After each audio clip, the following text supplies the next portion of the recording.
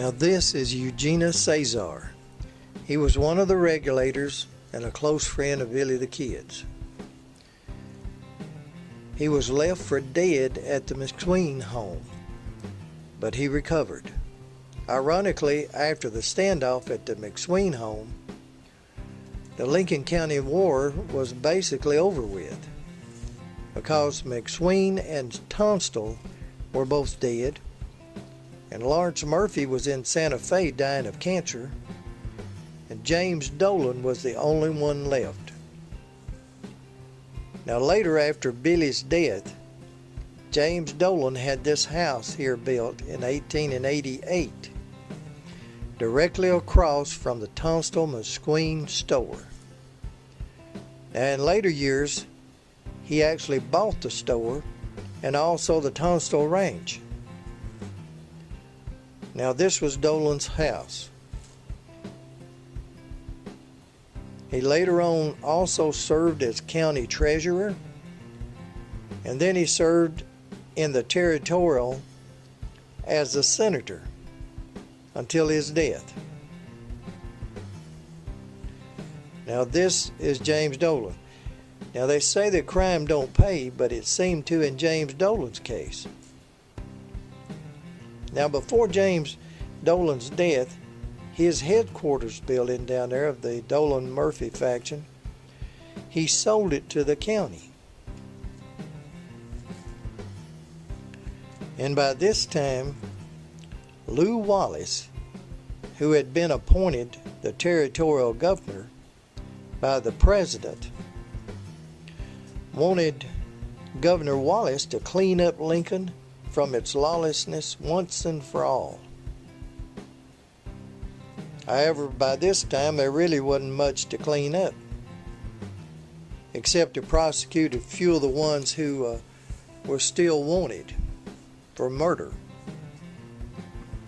So determined to restore law and order to the county, Governor Wallace offered a pardon to anyone who participated in the Lincoln County War, except those who had murder warrants against them, like Billy the Kid for killing Sheriff Brady. Now this is Governor Wallace. However, Governor Wallace did agree to meet with Billy at Judge Wilson's home in Lincoln if Billy would promise to testify against James Dolan for killing a local attorney that Billy had witnessed when he was working for Dolan. Now this is another picture of the governor.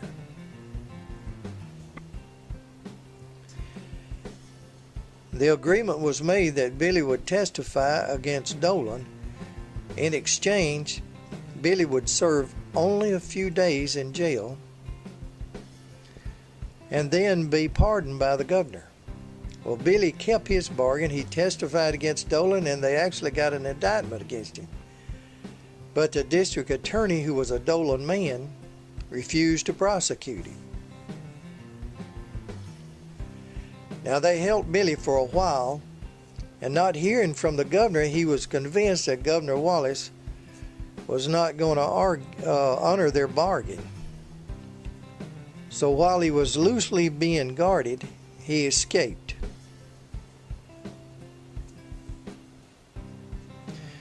Now you're now looking at the newly appointed Sheriff Pat Garrett. Now Pat became sheriff on the promise of cleaning up the county.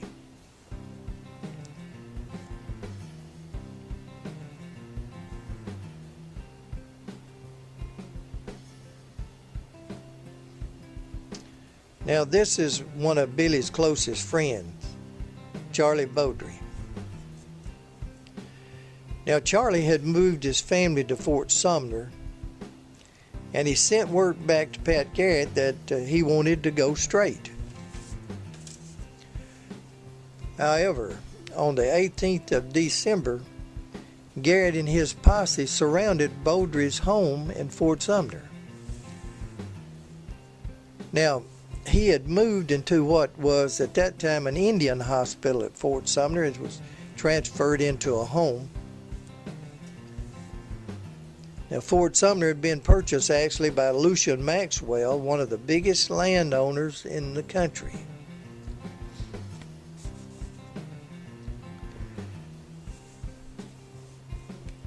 And Lucian, this is Lucian here, Lucian had turned Fort Sumner, which had been a military camp, into his home in actually a small town. Now, Lucian was one of the wealthiest men in the West at that time. Now, this is Lucian. Now, Sheriff Garrett had learned that Beaudry's home was being used to hide Billy the Kid and some of his friends. So the posse surrounded the home. And by the way, they almost caught Billy. And they did kill O'Flaherty. Now, this is a picture of the home of Lucian Maxwell, later, of course, to become the home of his son, Pete Maxwell. Now, what they did was they took the officers' quarters and they turned it into a 20-room mansion. Now, this is also the place where Billy the Kid was killed. Now, this shows one of the buildings that was turned into blacksmith shops and different things, and also buildings to house people in.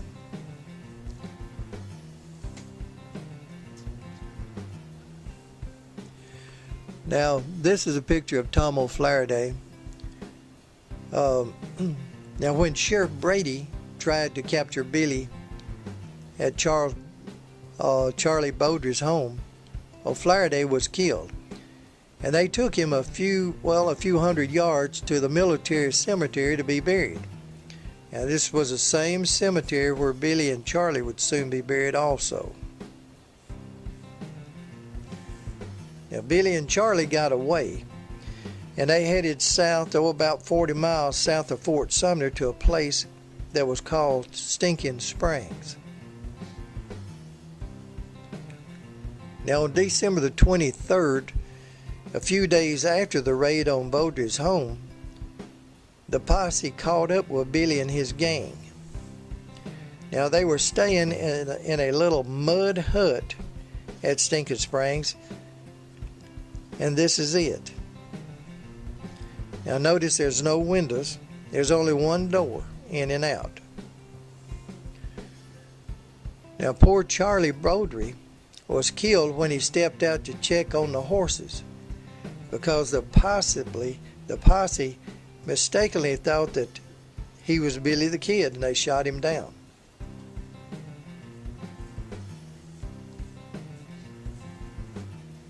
Now, this is Charlie. Charlie's body was taken back to Fort Sumner and buried close to his pal, Tom O'Flaherty. Of course, they both would be later buried next to Billy.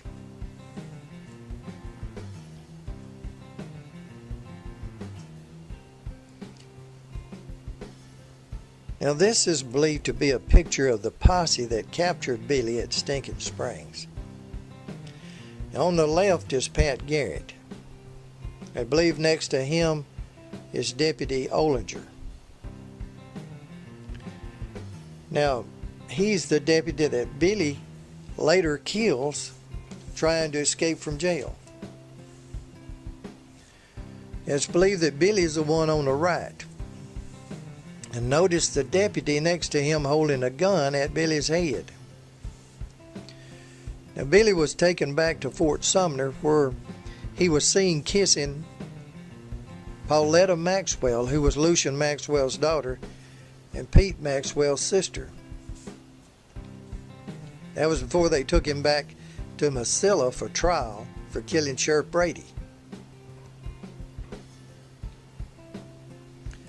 Now, this is the courthouse in Mesilla where Billy was found guilty and sentenced to hang. Now, this happened in April of 1881. This shows the changes to the courthouse in Mesilla where Billy was sentenced.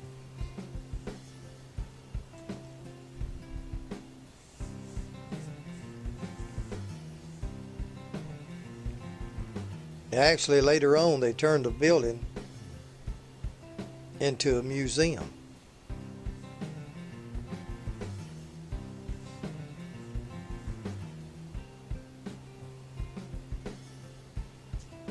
This is it here.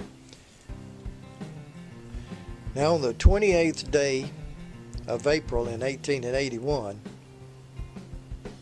Sheriff Garrett was out of Lincoln collecting taxes. Now, he left 2 deputies in charge of seeing after Billy and the rest of the prisoners. By this time, Dolan had sold the building to the county, and the county had built a courtroom downstairs and a post office. Now, upstairs they had the sheriff's office, and they was in the process of building the jail. Now, the jail wasn't completed, so they'd have to chain the prisoners to the floor. Now, this is believed to have been be a picture of Sheriff Garrett.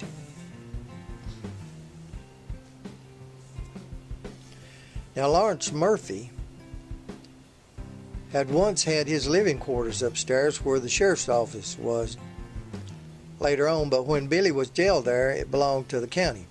Now, this is when you walk inside the front doors and turn left, and this is where the old post office was.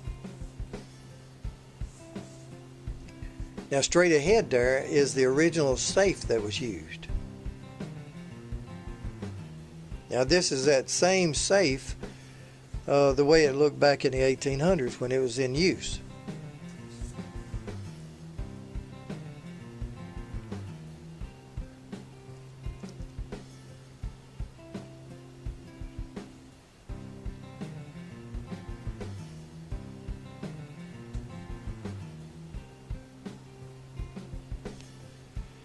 Now, on April the 28th, 1881, Deputy J.W. Bell took Billy to the outhouse, while Deputy Ollinger had taken the other prisoners across the street to the Whirley house to eat. Now, Billy's asking to be taken to the outhouse wasn't anything out of the ordinary.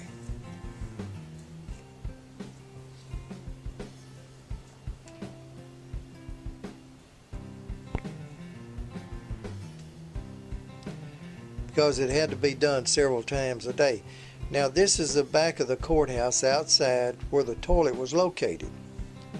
And Billy was escorted by Deputy Bell out through that door in the corner there. That one right there. And that is exactly the way that they had to go back up to get back to the jail. Now, this is a plaque showing where Deputy Bell fell after Billy had shot him, and he died right there.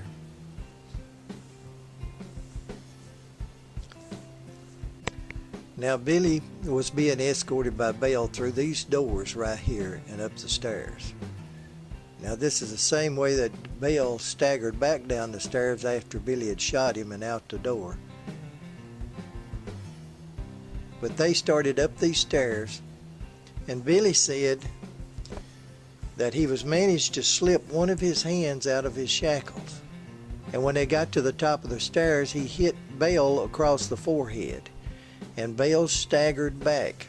And when he staggered, Billy lunged at him and grabbed his gun and told him to hold his hands up, but he said instead of doing that, Bell turned and run down the stairs, and he said, "I had to shoot him." Now, he said he regretted that because he liked Bell and he really didn't want to shoot Bell. And he told, later on, out on the balcony, told the townspeople the same thing. Then he said he turned and run into this room right here, which was the gun room or the arsenal where sheriff kept all their weapons.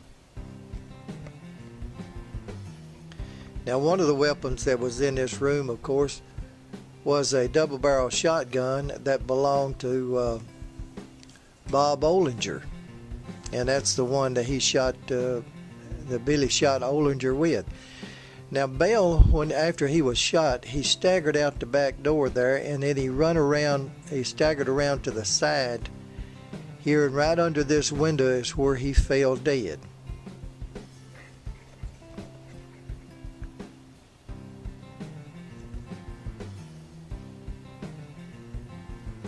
Now this is the little plaque. I'm going to raise it up where you can see it a little bit plainer.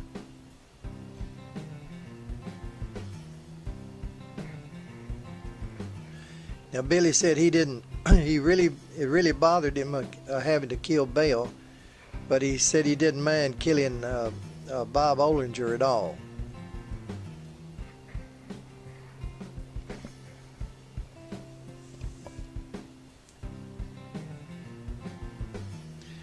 Now he knows that that Olinger over at the Worley house more than likely heard his shot.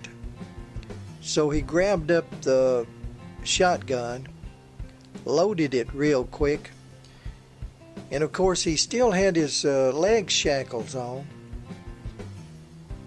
but he skirmished just as fast as he could through these doors here and into this one.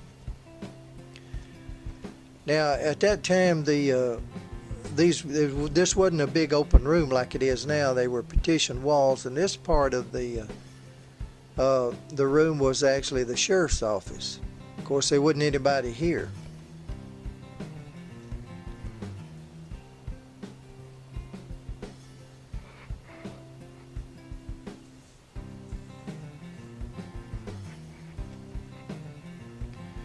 And he was trying to get over to this back room window over here where he could see coming across the road from the Worley Hotel.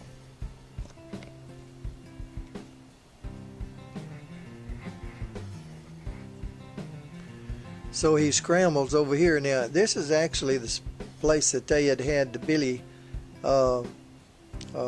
bolted down, his leg bolted down to the floor. This was his spot in the jailhouse, was close to this window. Now when he got here, he actually had to raise this window. Now this shows some of the leghorns and things that they had on Billy at the time. And this is a little plaque that tells about what happened here, also with a picture of Bob Olinger.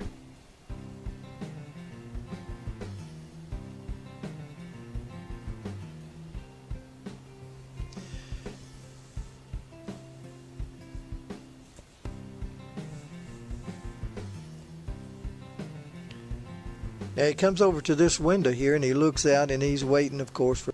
Now this is a picture of the shotgun that Billy used. It's a double barrel, and he shot Olinger with both barrels. Now this is Bob Olinger.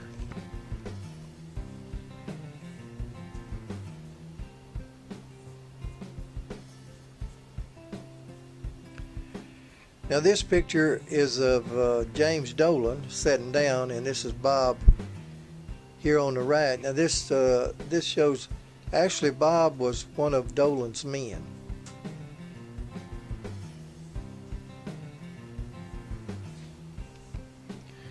We're looking now back over towards where the Worley Hotel was, and still is.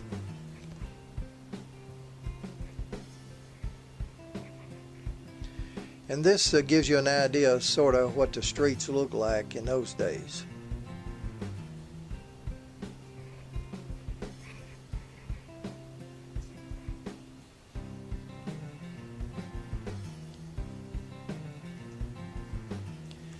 Now, of course, when the shots were fired, not only did Olinger hear the shots, but of course most of the town folks did too. So they figured something was going on, so they all sort of gathered in front of this building here.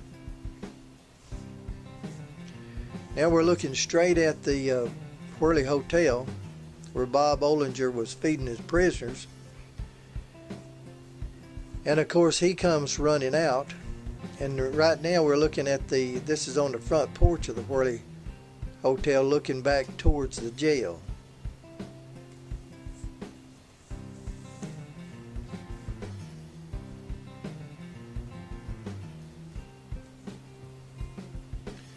Now Bob comes running out of the hotel, runs across the road, of course, which was dirt at that time. Now his idea was that he was going to go in that bottom right-hand door there and go inside and go up the stairs on the inside. Now this is a window, of course, that Billy's sitting waiting.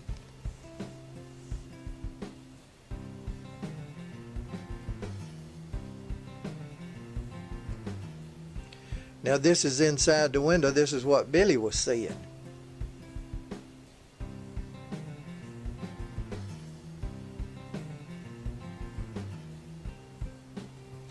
Of course, he had a clear view because I don't believe those trees were there at that time.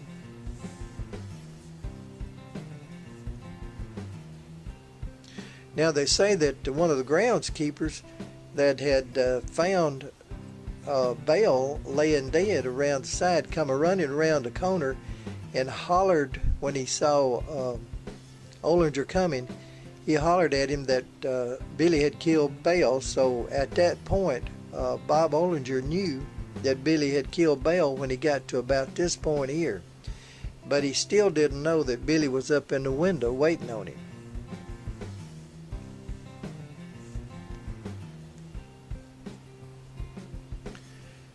And of course, as they say, Billy looked down and hollered at Bell and said, at Ollinger, and said, "Hello, Bob." And then, of course, he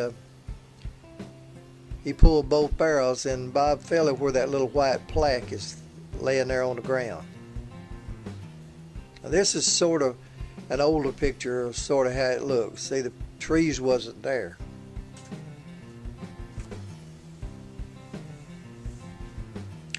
Now Billy has to get out of the rest of his shackles and get out of there. Although they said that he wasn't in much of a hurry. Still looking at the window that Billy was looking out of.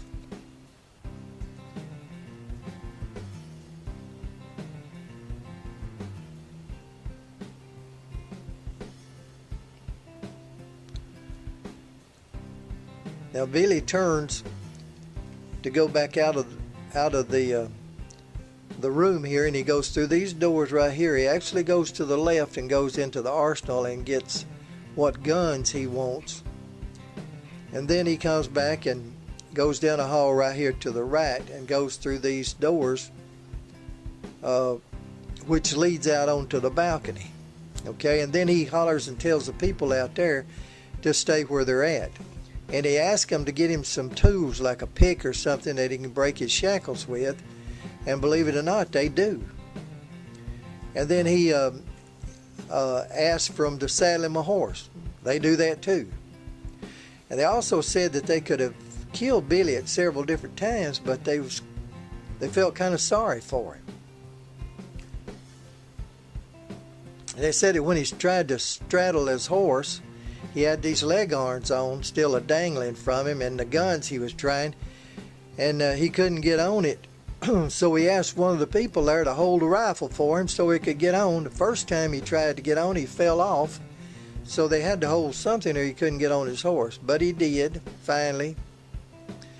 He comes back out from the balcony, back out this way. And of course he goes down these stairs. The same stairs where he shot Bell, and there's still a bullet hole in that wall straight ahead of you there. He gets out and he gets on his horse, and he promises that he'll send his horse back to whoever it belonged to, and rides off west. He's going to a friend's place to hide out. They say a couple of days later the horse does come back, and it comes back with a rope around its neck.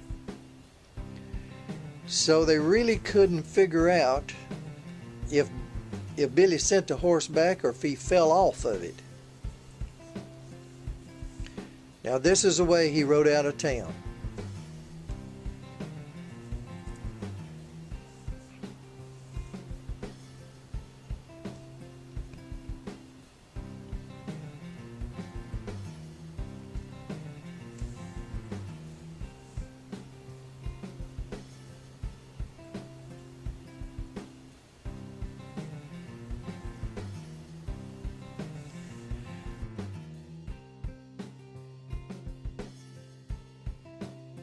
Now, 2.5 months after Billy's jailbreak, on the 14th of July, 1881, Sheriff Pat Garrett got word that Billy was still in and around Fort Sumner. So naturally, he gets a few deputies and heads up that way. Now today, as you can see, Fort Sumner basically just don't exist. For all the old fort, the shops and the houses and everything are gone, including Maxwell's house. Now this is a picture of Pete Maxwell in the center. Now his dad Lucian had passed away and turned all of his holdings over to his son Pete. Now Pete was supposed to have been acquainted with Billy. And some folks said that he actually liked Billy. However, they also say that he knew Pat Garrett. Now this is Pete sitting down here. They also said that he didn't like the idea of his younger sister, Pauletta, being involved with an outlaw like Billy. But several people knew of their involvement. Now this is a picture of Pauletta. She always denied any involvement with Billy, and only a few months after Billy's death, Pauletta married a very wealthy man, and they had a son and 2 daughters. However, they say their marriage didn't last long because he run off with another woman. Now Pauletta stayed in and around Fort Sumner the rest of her life and is buried in the same cemetery as Billy is. This is her later on.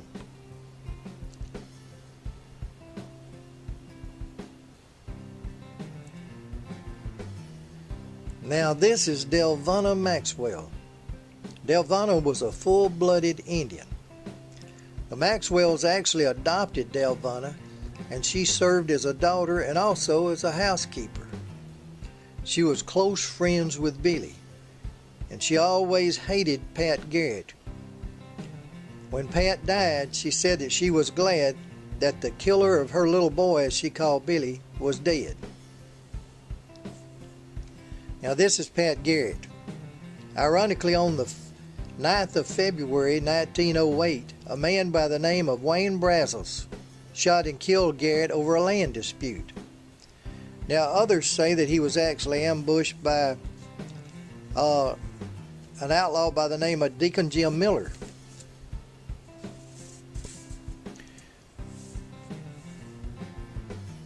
Now this is the house that Maxwell's owned at Fort Sumner.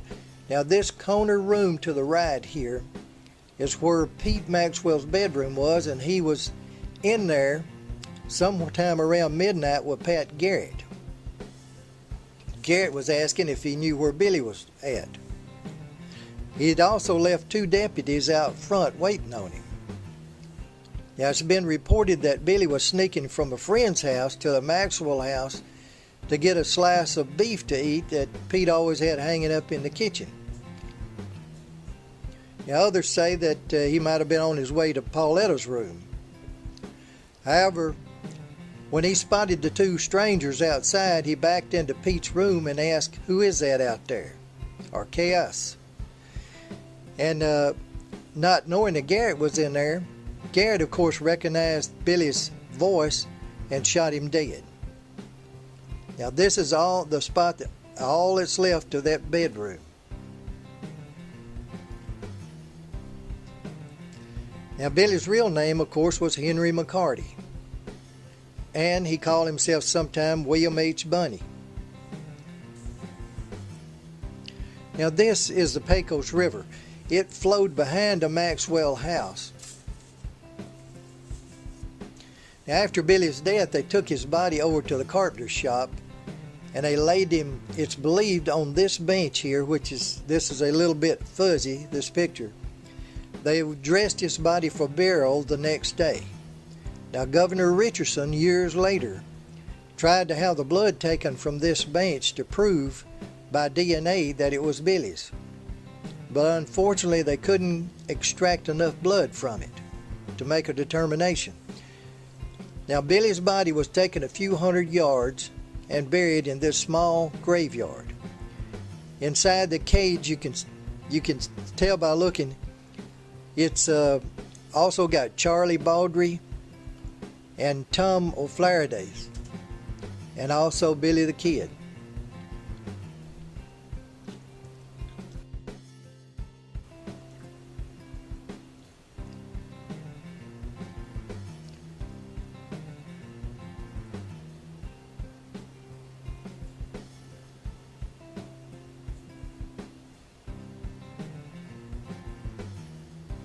Well, he does seem to have buck teeth, as they always said. Now, this is Tom O'Flaherty. Now, I may be pronouncing his name wrong, but you'll just have to excuse me. Now, he was actually probably Billy's closest friend. And then next, of course, was this one, Charlie Baldry. And it's funny that they built a cage around the graves of these three men in order to protect it. Although during life, no jail could hold Billy, but after death, he's encaged in bars.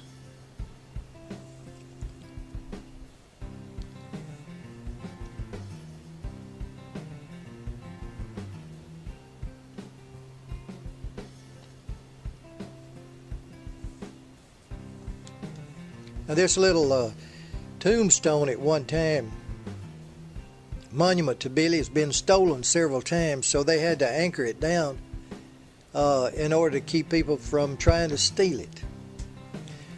Not far from Billy and his pals' graves is Pete Maxwell's grave. This is it. Now this is Pat Garrett again. Garrett lived a rugged life. He'd been a saloon keeper and actually worked for Maxwell on his farm, on his ranch before becoming sheriff. Ironically, to think that he'd be murdered himself by Wayne Brazos, that claimed that he had to shoot Garrett in self-defense. Well, they didn't indict Brazos, and he went free.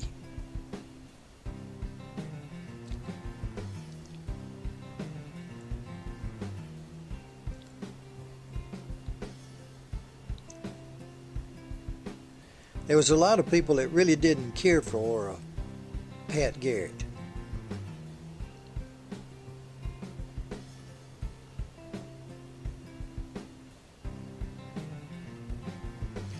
Now, this is Pauletta Maxwell with her husband.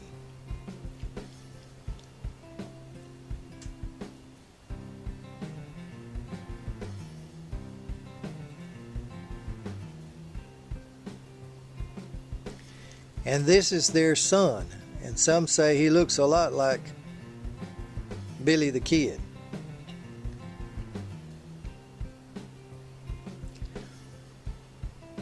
While more famous outlaws always had a goal of robbing for their own personal gain, Billy seemed to be driven more by circumstances beyond his control. He seemed to be a young man that simply reacted to happenings around him, rather than having any particular goal or plan in mind.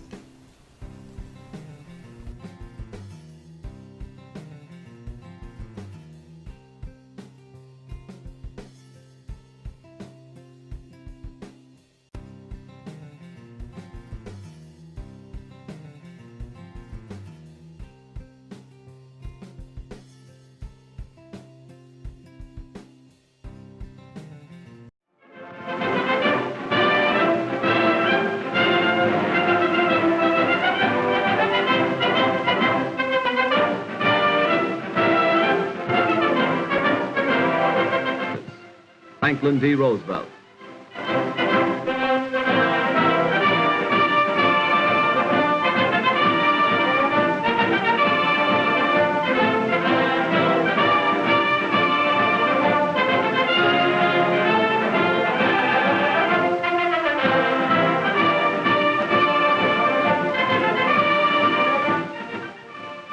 Every worker in the country, farmers, bank presidents, streetcar conductors, dentists, teachers, clerks, mechanics, even unskilled laborers, work 3 months of every year to pay for what government spends.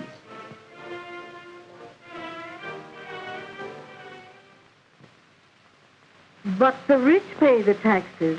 Why should I worry? That's where we're fooling ourselves. Why, if government took all incomes over $5,000 a year and taxed them 100%, that would pay the cost of government for only 4 months. Everyone, whether in the factory, shop, farm, or office, pays for the cost of government. Well, suppose we do. But I am willing to pay taxes to provide national defense for my country, to see that we have an army, a navy, and airplanes strong enough to protect us against any invaders. Every American agrees that our country's defenses must be so strong that no nation would dare attack us. We don't want what has happened in Europe to happen here. Let us not forget the lesson taught by Europe's agony. We all know that England and France tried the easy way. That France under Premier Léon Blum had a New Deal similar to our New Deal, and that today the French people have paid in blood and sorrow the price for that fatal experiment. Every thinking, patriotic American favors this country building up its national defenses at once. That job has been delayed far too long by the experimenters in Washington. No one today disputes the need for a powerful Army, Navy, and Air Force for our national defense. For these taxes are willingly paid. But our money has not been spent during the last 7 years for national defense. In the last 7 years, the New Deal has spent the breathtaking sum of $58 billion. Of this total, only $6 billion and $900 million was spent on national defense. So-called defense taxes now being imposed are not sufficient to meet the ordinary deficit, much less defray the cost of past, present, or future defense. What did we get for the money spent by the New Deal for defense? Ranking officers of the Army have told Congress, in effect, that our national defenses are woefully inadequate, that we lack automatic rifles for our infantry, that we need tanks and anti-aircraft guns, that few of our airplanes are modern in the light of the lessons taught during the European War. Money spent on the visionary Passamaquoddy project for the harnessing of the tides would have bought guns and tanks, which we now need so badly. The Florida Ship Canal, another wasteful, boondoggling failure, into which the New Deal has squandered more millions instead of spending money for necessary additions to our national defense. The abandoned canal is now just a big mosquito-breeding ditch, the costliest hole ever dug. Billions scattered in all directions except to improve our Army, Navy, and Air Force. New agencies, new departments, new bureaus, more and more job holders to run these agents. In the last 7 years, the number of civil employees of the federal government has increased by almost 400,000 and increased double the size of our regular Army, and many of them receiving salaries far above that paid to the average man and woman in this country. The chief task of this great army of job holders has been to figure out ways and means to spend more and more of your money. Greater spending, greater debts, increasing taxes. Already the national debt is at record high. In 1917, our debt was not much more than the amount we now pay in annual interest.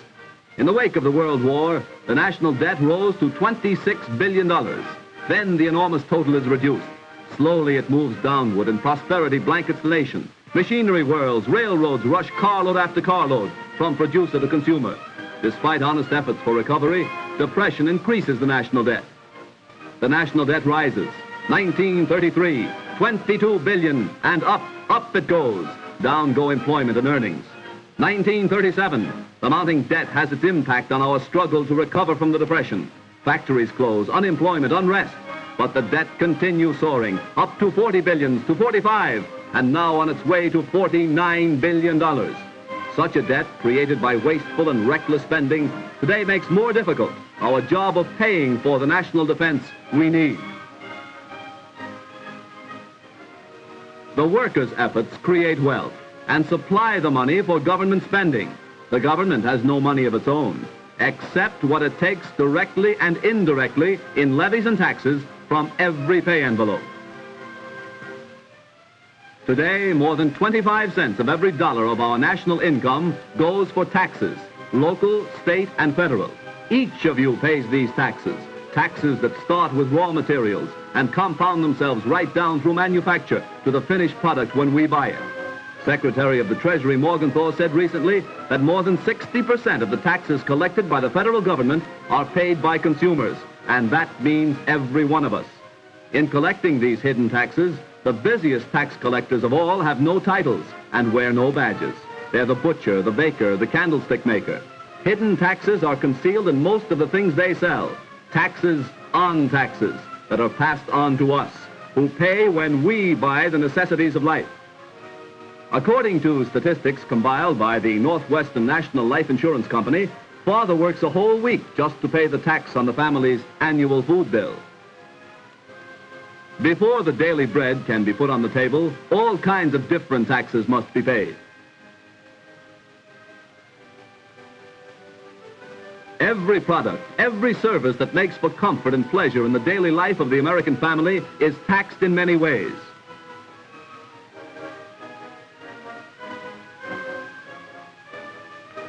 Families with a monthly income of $200 pay $26.12 a month in indirect taxes.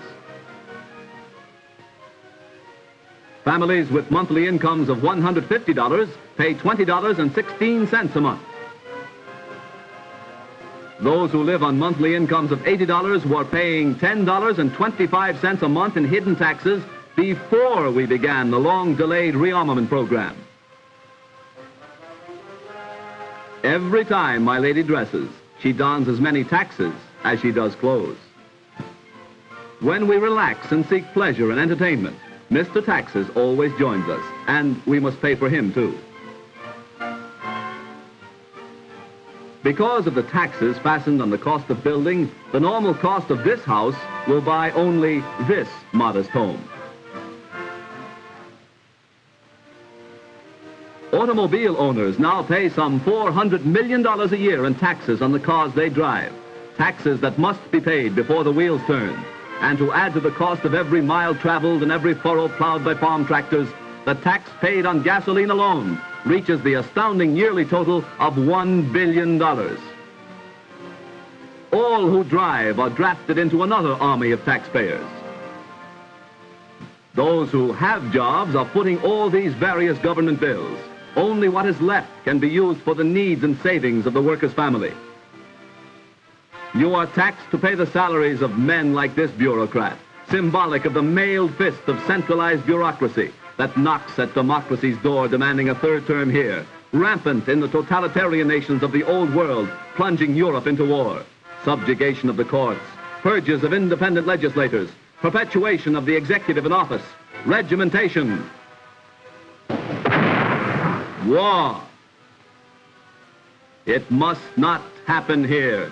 But liberty survives only for those who are wise enough and strong enough to preserve it. Let us rid ourselves of our New Deal failure before it's too late.